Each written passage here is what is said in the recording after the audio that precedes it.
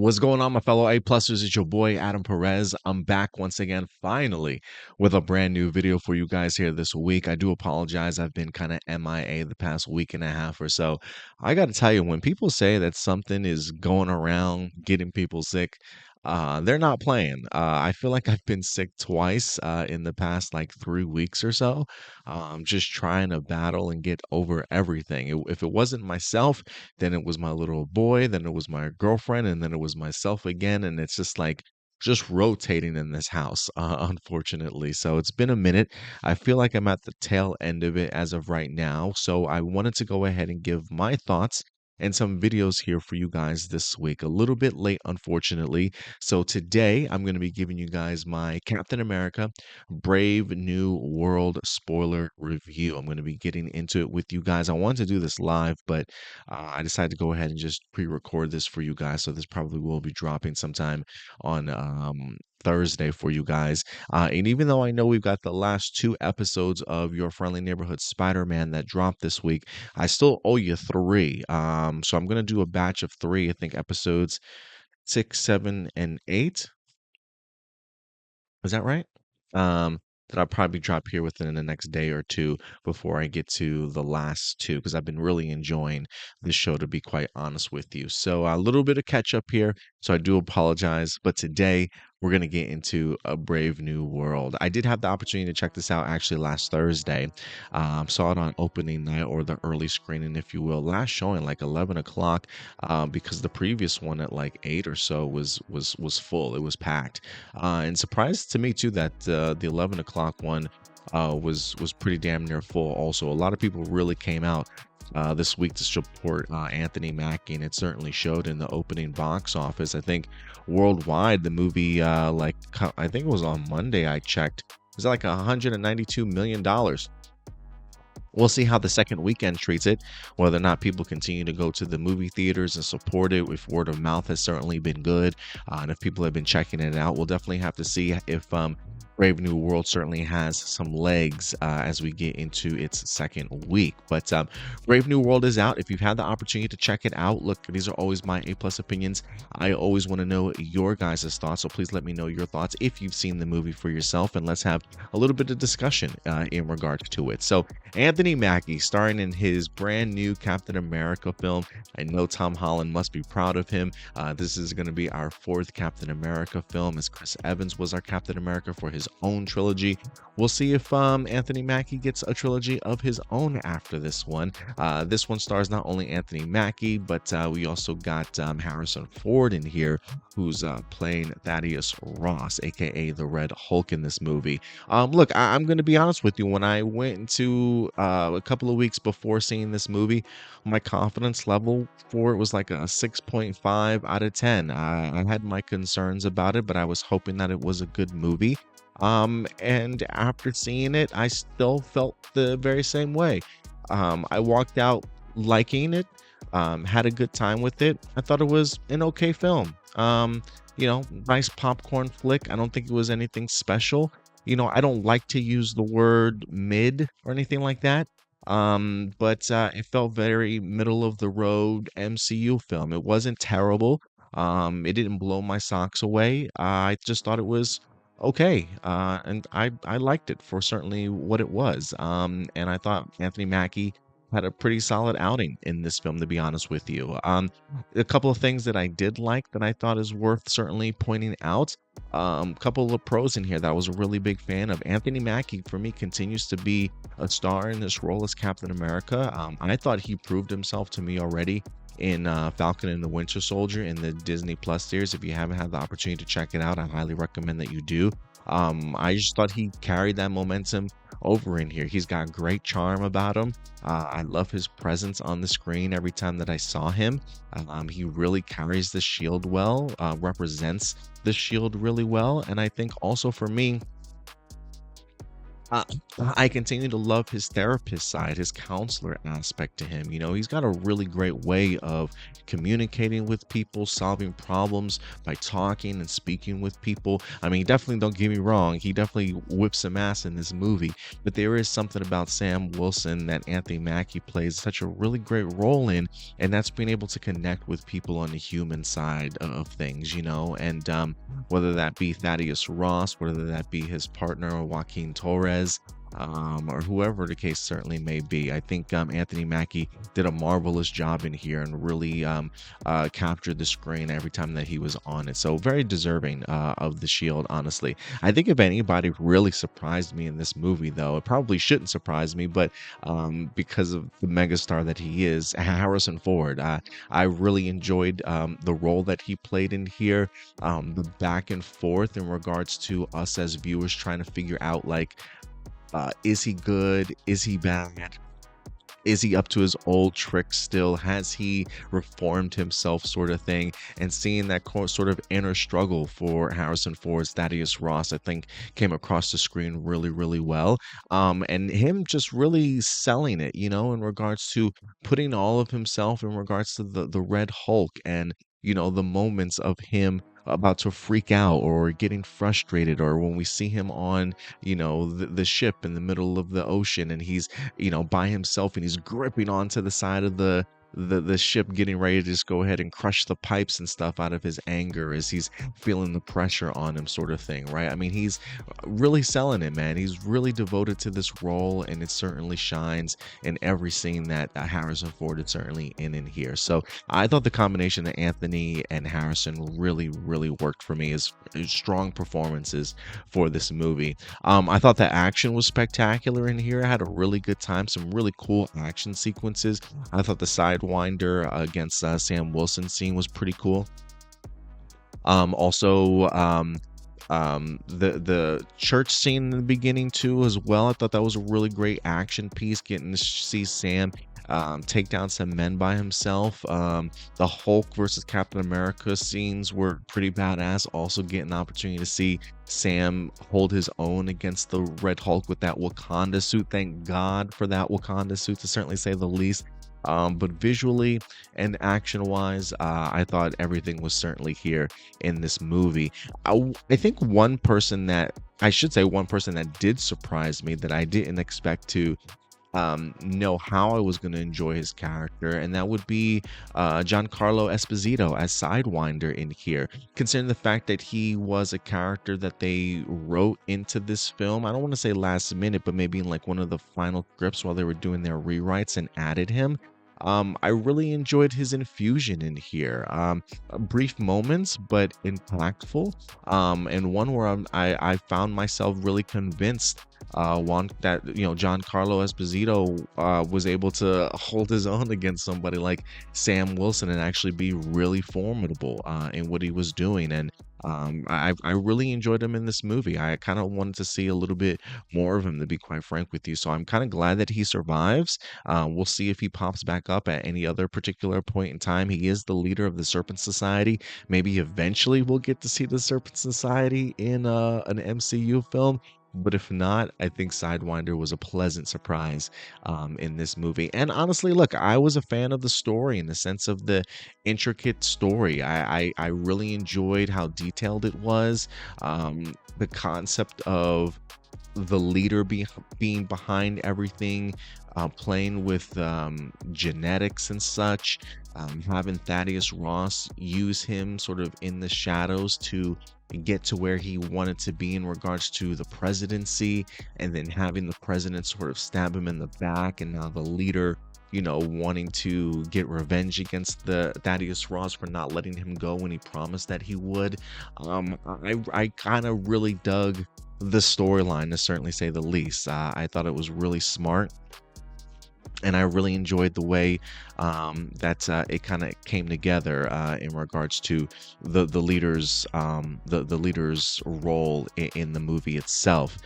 If I had any cons, though, don't get me wrong, again, while I enjoyed those aspects of the movie, there are other aspects of this film that just did not work for me so well. And while I enjoyed the intricate story, I do feel like because there were so many moving pieces, there are times when it felt like there were just a lot of exposition dump.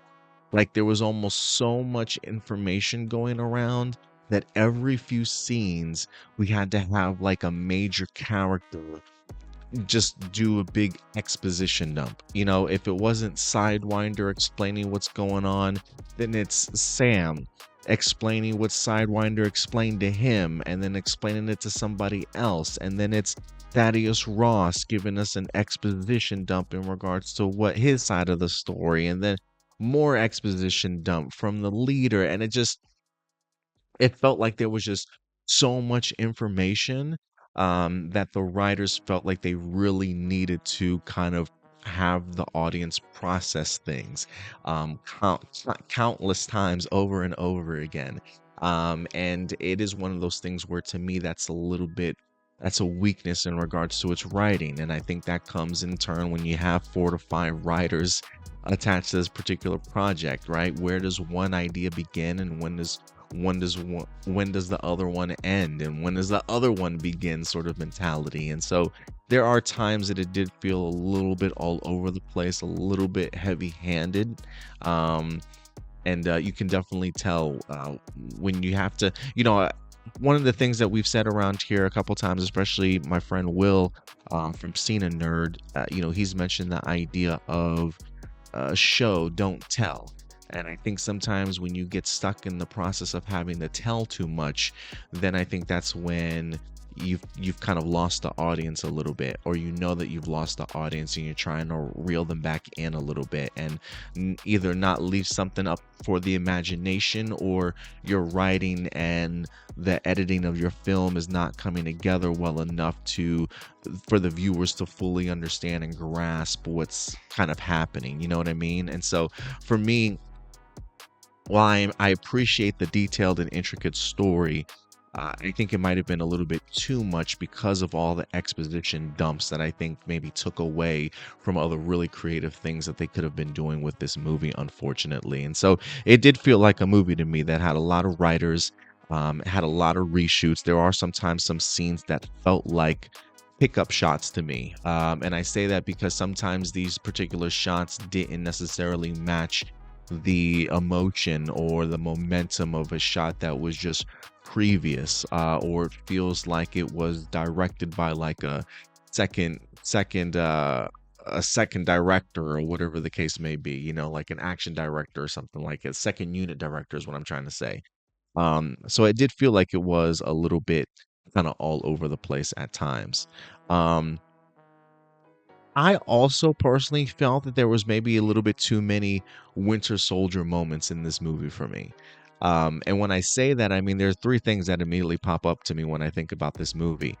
The shield flip in the very beginning, as Sam picks the shield up into his arms, very reminiscent of Captain America after the elevators scene, catching his shield again once it's on the floor. The Sidewinder versus Sam, while very cool, felt like Winter Soldier versus Steve Rogers scene in the Winter Soldier, also like the very first fight when they confront each other outside by the van. And then again you've got Torres, who's near death because he got shot. Just feels very reminiscent of Cap worried about Nick Fury, who just got shot, and wondering, is he gonna make it through, sort of thing, right? So there are elements of Winter Soldier all throughout this movie that made me feel like, are they trying to make me feel like I'm watching a Winter Soldier? Because it's definitely nowhere near as good as Winter Soldier, but it definitely had moments that echoed it, that I just felt was a little bit too spot on. It's kind of like when people try and come into Star Wars and write Star Wars, but they've got to have moments in Star Wars in their stuff that feels like other things that we've seen, just to prove to you that they're Star Wars fans. Like, hey, remember this? Doesn't this remind you of that? Like, that's what it felt like when I was watching this movie at times in regards to some of these scenes. Because I was like, these are just like literally stripped out of Winter Soldier. I was hoping for a little bit more originality. The supporting characters, I personally just didn't care for in here, to be honest with you, and specifically, and I know this sounds terrible, but the two female leads that we had, the um the Black Widow in here from the Red Room. I really couldn't care for her less. She didn't feel any less intimidating or formidable than anybody else that we probably could have met. So for her to have the role that she did, it just didn't feel earned to me. She just felt there with no purpose besides just being security. And the right wing person for Thaddeus, and it just didn't necessarily work the way for me that I would have liked. So I didn't really care for her. And then unfortunately, Sam's friend on the inside, that worked as, I guess, a security detail. Um, Performance wise, I just didn't care. She just was really flat to me. I just didn't care for her purpose in the story, unfortunately. I'm still kind of on the fence about the new Falcon and Joaquin Torres. I don't know if it's the dialogue, if I feel like he's overacting, or if I don't know if he's like fully like engaged yet. I don't know what it is. I don't know what it is. I do like the two of them on screen together. I just don't know personality wise if I'm a fan of Joaquin Torres as of right now. Maybe he's one of those characters that will certainly grow on me, but again, the supporting character stuff for me just was not working for me, unfortunately. Um, and there's one more thing that I want to bring up that I had issues with. It's one and a half things, okay? The thing that I have an issue with, I did not like the Bucky scene at the end of this movie. And I say that with somebody that really loves Sebastian Stan as Bucky. But this scene to me was sort of like an amalgamation, like a shortened Falcon and the Winter Soldier moment to me. I felt like the series of Falcon and the Winter Soldier did this scene 10 times better when they actually did it on this series compared to the movie itself.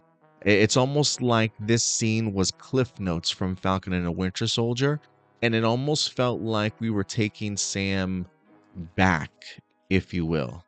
Like the idea of him questioning if he got it wrong, if maybe he shouldn't be Captain America. I'm thinking to myself, like, no, man, we've rehashed this already. Like we've talked this. This happened in episode 5 of Falcon and the Winter Soldier.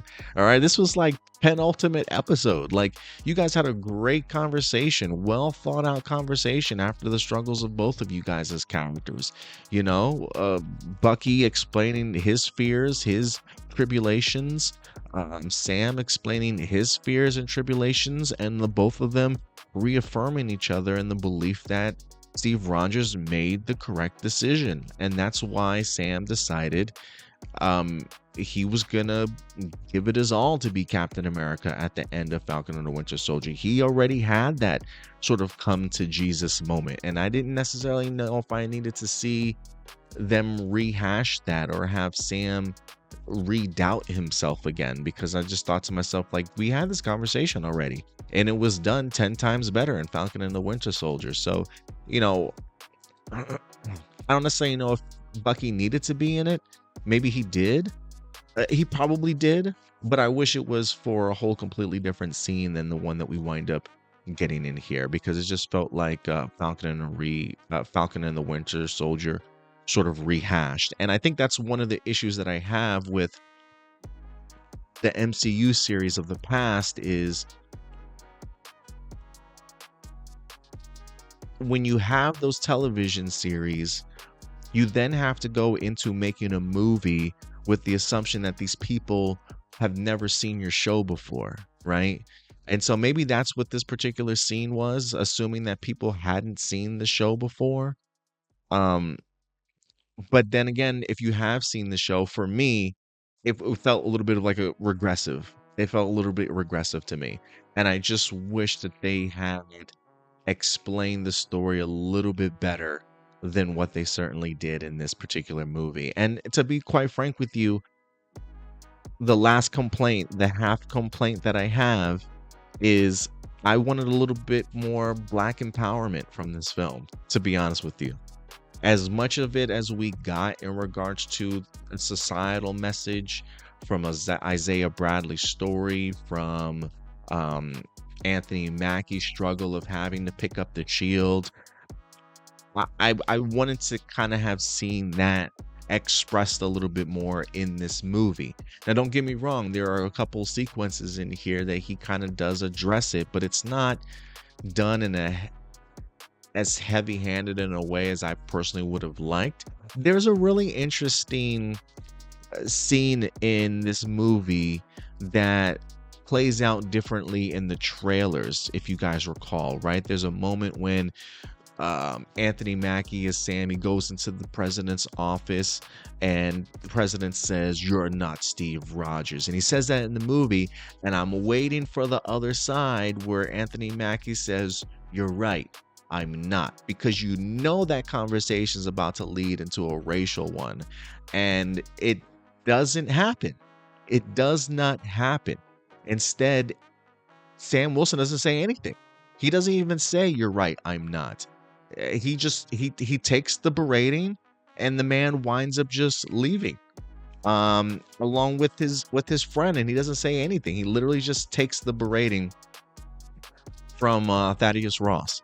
And I was not a fan of that scene.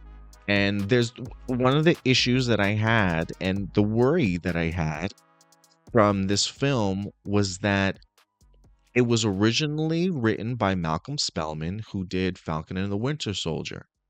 And one of the things that I loved about Falcon and the Winter Soldier is Sam very much learning the tribulations of being a black man wearing the red and white stripes and the stars, and his struggle in having to learn how to navigate that world and taking a stand for it.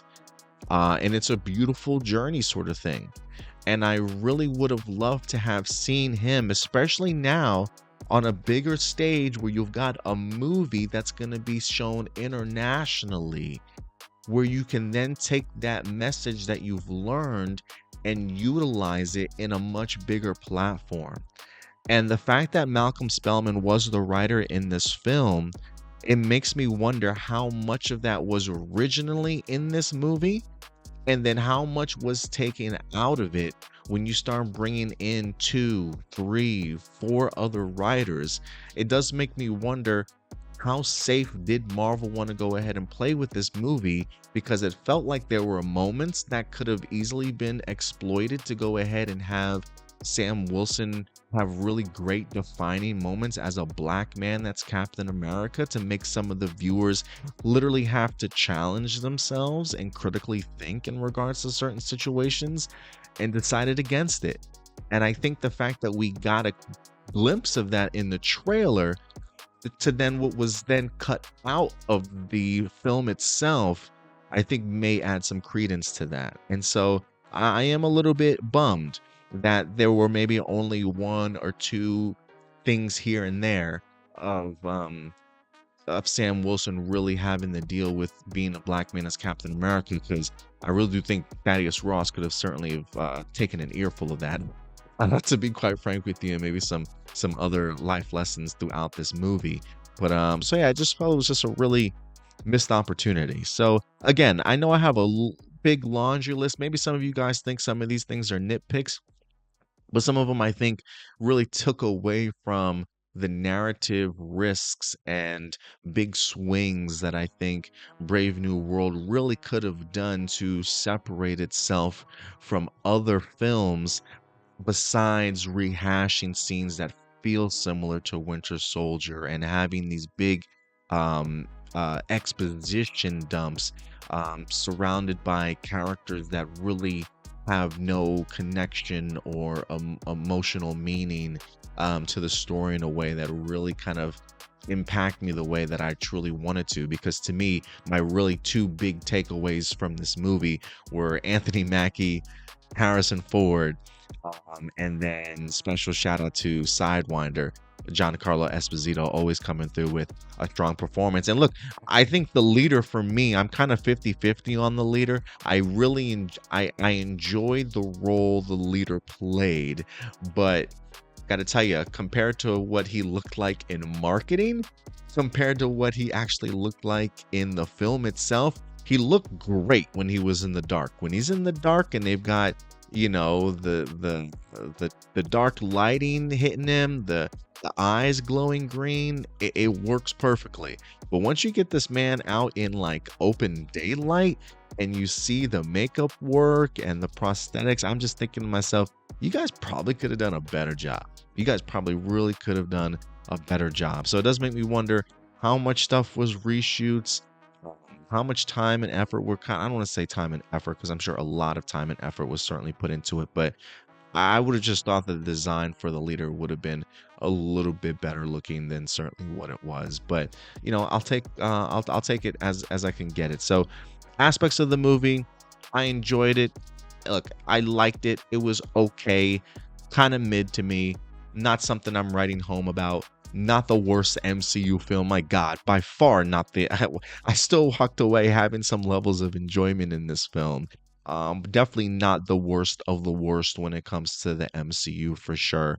But I've certainly seen better MCU films. So if you're looking for just a fun popcorn time, check it out for sure. I would definitely never steer you guys wrong in that regards. And plus, these are always my A+ opinions. One thing I'll always say is films are subjective, right? A film may hit me one particular way. I'll never tell you guys not to go ahead and see a movie because you may walk away from the film feeling completely different from me. So always go ahead and check out a movie. Check this film out. If you want to see Captain America: Brave New World, go see Captain America: Brave New World. Go and support Anthony Mackie. He's an incredible Captain America. And that'll be my final thoughts on that. But look, guys, at the end of the day, these are simply my A+ opinions. I want to know yours. Let your thoughts be known in the comment section box below. And until then, do me a big favor, as always, take care of yourselves, take care of each other, and keep it A+. I'll talk to you guys later. Bye.